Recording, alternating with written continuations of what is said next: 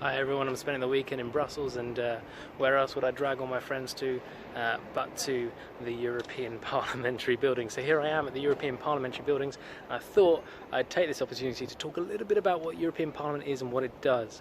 So European Parliament is made up of 750 MEPs, that is members of the European Party. That's not true, members of the European Parliament. And so these people are elected throughout the countries of the European Union, and they're elected usually through a system called proportional representation.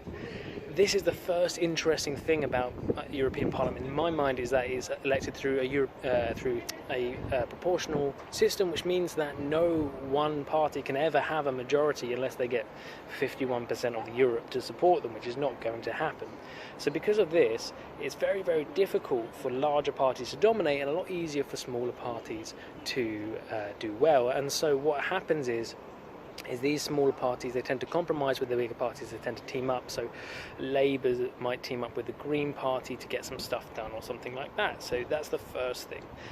The second thing that's really interesting is, of course, the Labour Party, for instance, doesn't stand in France or Germany. It wouldn't do. Why would it? That'd be ridiculous. So they actually have to form what's known as factions with other parties which are similar from around the EU. So for example, Labour is a member of the S&D, the Socialist and Democrat faction. They work together to further left-wing aims.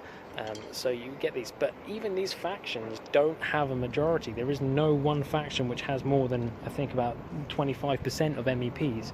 So what it means is each of these individual parties, each of these individual countries has to work together to compromise and to be much more democratic in the way in which they deal with things, in the way in which they pass laws.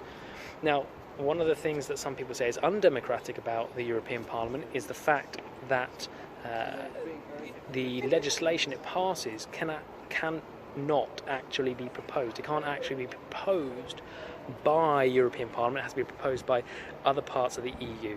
They vote on whether it happens or not, but they can't choose to pursue something which isn't given to them. So some people don't like that. So on the one hand, an extremely parliamentary, extremely slow-moving, but very democratic. So on one hand, you've got an extremely democratic, extremely slow-moving, negotiating kind of body, and on the other hand, you have a relatively undemocratic body that works closely with other parts of the EU which aren't as democratic as maybe some people would like. So it's a real mixture of things.